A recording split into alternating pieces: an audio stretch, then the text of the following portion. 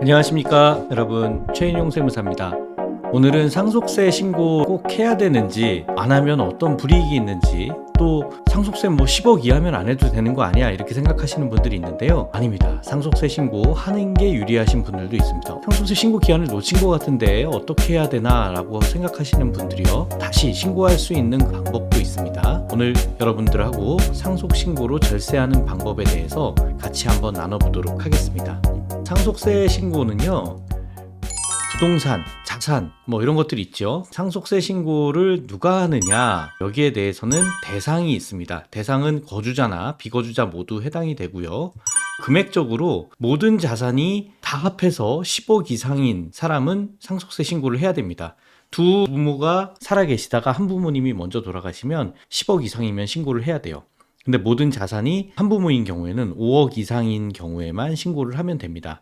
자, 그러면 10억 이하면은 신고 안 해도 괜찮겠네 라고 생각을 하실 수도 있는데요. 그 10억이라고 하는 평가를 누가 하죠? 상속세법상에 10억이라고 하는 재산의 평가가 있기 때문에 여러분들 조심하셔야 됩니다. 그 평가 방법에 따라서 상속세 신고를 하는 게 굉장히 유리한 경우가 나오기 때문에 그 부분에 대해서 설명을 드리도록 하겠습니다. 재산 10억이란 뭐냐? 재산의 10억이라고 하는 판단은 시가 판단이 원칙입니다. 그리고 시가가 없을 때 보충적 평가를 하게 되는데요. 이 시가라고 하는 거가 법에는 이렇게 돼 있어요.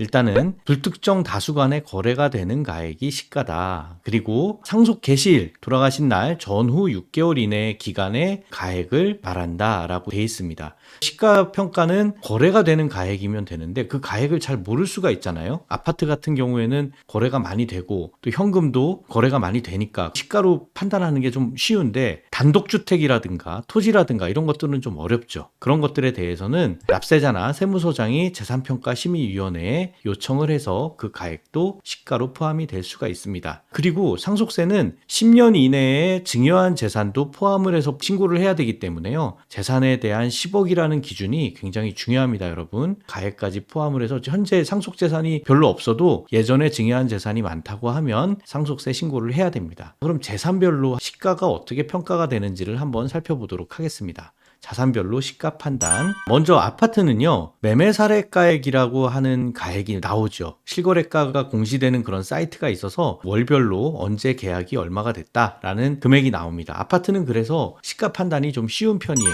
그런데 상업용 건물 같은 경우에는 시가가 잘 팔리는 게 아니기 때문에 시가 판단이 어렵죠. 그래서 감정평가 가액을 쓰는데 조심하셔야 될 게, 상업용 건물에서 만약에 부채를 빌렸다 그러면 부채를 은행에서 빌려주기 위해서 감정평가가 나와요. 이 감정평가 가액이 상속세 신고 가액이 될 수 있다라고 말씀을 드릴 수가 있습니다. 상속 시기나 증여할 때는 가급적 채무를 6개월 이내에 받지 않는 게 좋아요. 상속은 6개월, 증여는 3개월이죠. 이런 감정평가가 없다면 보충적 평가 가액으로 신고를 할 수가 있는데, 지금은요, 국세청 내부 처리 지침에 의해서 10억 이상의 상업용 건물, 토지에 대해서는 감정평가를 하도록 되어 있습니다. 토지 같은 경우에도 10억 이하는 공시지가로 신고가 되지만 10억이 넘어가는 경우에는 감정평가를 받도록 되어 있어요. 자, 근데 문제는 뭐냐면 단독주택이죠. 단독주택은요, 가액이 별로 안 나와요. 시가라고 하는 개념이 잡히기가 어렵기 때문에. 왜냐하면 단독주택 단지에도 주택별로 지은 시기가 다르고 개축한 시기가 다르고 토지의 형태에 따라 다르고 면적도 다르고 다 하기 때문에 단독주택에 대해서는 공시가액으로 신고를 하는 경우가 많습니다. 공시가액이 10억이 안 되면 상속세 신고를 안 하고 넘어가시는 분들이 많은데, 이런 경우에 감정평가를 통해서 신고를 하면 어떤 점이 유리할지도 여러분들 판단을 하셔야 돼요. 단독주택 같은 경우에는요, 시가가 10억이 안 되더라도 감정평가를 통해서 신고하는 게 유리한 경우가 있습니다. 그게 왜 그러냐면 그 자산을 팔 때 양도세 문제 때문에 그래요. 이 단독주택에 대해서 시가와 공시가액이 차이가 있는데, 먼저 공시가액이 6억인 단독주택이 있다고 한번 생각을 해볼게요. 이 공시가액 6억인 주택은 감정을 받으면 시가가 한 10억까지 나올 수가 있어요. 그럼 이거를 6억으로 해서 신고를 안 할 거냐, 어차피 상속세는 없는데 신고를 할 거냐, 이 문제가 나오게 되겠죠. 상속세를 신고를 안 하면요, 취득가액이 그대로 그냥 6억으로 확정이 됩니다. 근데 시가로 감정평가를 받아서 신고를 하면 취득가액이 10억이 되겠죠. 이게 뭐가 다르냐, 먼저 신고를 안 했을 때 가액으로 한번 보면요, 뭐냐면요, 무신고로 신고를 안 하고 취득가액 6억으로 신고를 안 한 상태에서 나중에 팔았다. 근데 팔았을 때는 10억에 팔겠죠. 상속주택은 10억에 팔릴 거예요. 그러면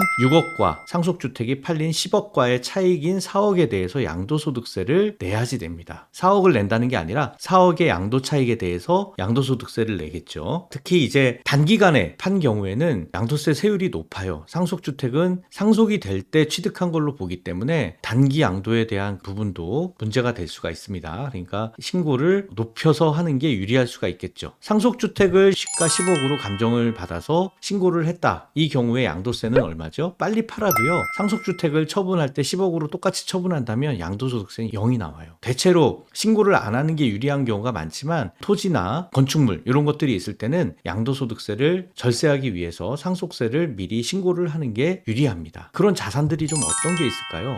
상속세 신고 꼭 해야 되는 자산들이 있겠죠. 10억 이하의 자산도 다음의 자산은 신고하는 게 유리합니다. 일반 주택이나 다가구 주택, 이런 주택들은 공시가액이 굉장히 낮기 때문에 감정가액으로 신고하면 취득가액이 높아지겠죠. 그래서 나중에 팔 때 양도세에서 유리합니다. 토지도요, 상속세하고 양도소득세를 비교해서 감정가액으로 신고를 할 수 있는데, 특히 2023년 이후에는 비사업용 토지에 대해서는 중과세가 되니까 시골에 있는 농지라든가 사업용으로 쓸 수 없는 대지라든가 임야라든가 이런 것들은 감정가액으로 신고를 높여서 해놓으면 나중에 팔리더라도 양도세가 굉장히 적게 됩니다. 특히 다주택자들 같은 경우에 상속 후에 양도할 때 면에서 다주택이 되시면은 상속 신고가 유리하게 될지 불리하게 될지 검토가 필요한데, 다주택자들은 좀 높여서 신고를 해놓는 게 굉장히 유리할 수가 있습니다. 이런 자산들은 상속세 신고를 하는 게 좀 유리해요. 그러면 상속 신고는 언제까지 해야 되느냐? 상속 신고는요, 상속 개시일이 속하는 달의 말일로부터 6개월 이내에 신고를 하면 되고요. 이때 상속 신고도 하고 부동산에 대한 등기 이전도 다 필요합니다. 그런데 피상속인이나 상속인이 모두 비거주자인 경우에는 9개월 이내에 신고하도록 돼 있어요. 그리고 무신고 가산세가 있어요. 6개월 이내에 신고를 안 하면 불이익이 있어요. 신고불성실 가산세 20%. 적게 신고를 해도 10%의 가산세가 있고, 부당한 절차를 통해서 무신고를 했다라고 하면 40%의 가산세가 있습니다. 또 6개월 이내에 신고를 안 하고 1년 뒤에 신고를 했다라고 하면 하루에 10,000분의 2.5씩 납부지연 가산세라는 것이 붙어요. 그러니까 상속신고는 6개월 이내에 하는 게 유리하겠죠. 그럼 신고기간이 지나고 나서도 신고가 가능할까요? 라고 물어보시는 분들이 많은데, 원래 상속 개시가 되면 6개월 이내, 상속 신고 기한 이내에 신고를 해야 됩니다. 근데 신고를 안 했다. 그러면 신고를 할 수 있느냐? 할 수 있어요. 소급 감정이 신고도 가능하고, 소급해서 감정을 받아갖고 높은 가액으로 신고를 할 수 있느냐? 예, 가능합니다. 그런데 언제까지 해야 되느냐? 상속 결정 기간까지 해야 돼요. 근데 상속 기간 결정은 언제까지냐? 세무서장 또는 지방국세청장이 결정하는 때까지 합니다. 굉장히 모호하게 돼 있어요. 내부적인 처리 지침에 의해서 한 1년이나 2년 걸리는 경우도 있습니다. 그러니까 상속 결정 기한 전까지 여러분들이 신고를 하시는 게 낫고요. 무신고한 경우에는 결정이 잘 안 되는 경우가 많죠. 상속 결정이 됐습니다 라고 여러분들한테 통지가 가는 경우가 상속이 신고가 돼서, 조사가 요즘에 굉장히 많이 있는데요. 상속 신고하고 조사가 거치면 상속세가 이렇게 결정이 됐습니다 라고 결정문이 오는데, 무신고한 경우에는 이 결정문이 안 오죠. 그러니까 상속 결정이 되기 전에 취득가액을 소급으로 감정을 받아서 신고를 하는 것도 유리합니다. 그럼 이걸 받아주느냐? 여기에 대해서는요, 여러 가지 판례가 조금 엇갈리고 있는데, 최근에 판례를 보면은 행정법원 판례가 양도소득세 감액을 목적으로 소급 감정 평가를 한 거에 대해서 인정을 안 해주는 국가가 승리한 판례가 나온 사례가 있고요.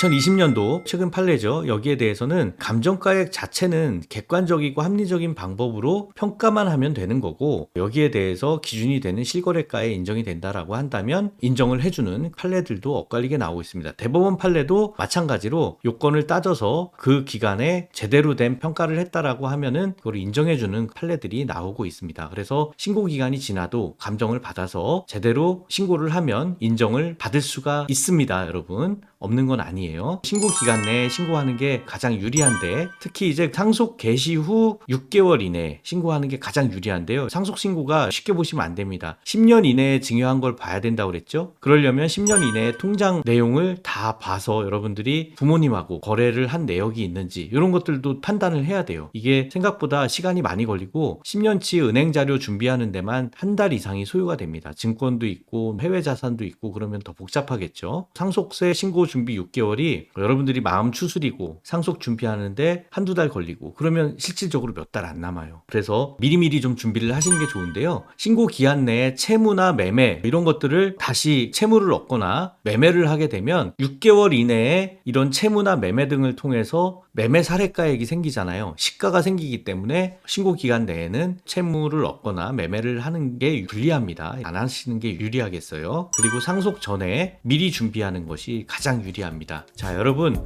상속세 신고는 대부분 안 하시는 분들이 많을 수도 있지만 최근에 주택 가격이 많이 상승해서 상속세 신고 대상이 굉장히 많아졌습니다. 상속세 신고 미리미리 준비하시고요. 동영상 이후에도 변경되는 내용이 많이 있기 때문에 신고 전에 반드시 상담을 해주십시오. 최근에 바뀐 내용들이 있으면은 구독, 좋아요, 알림 설정 해주시면 세금은 줄고 이익은 늘어나도록 계속해서 업데이트 해드리겠습니다. 감사합니다.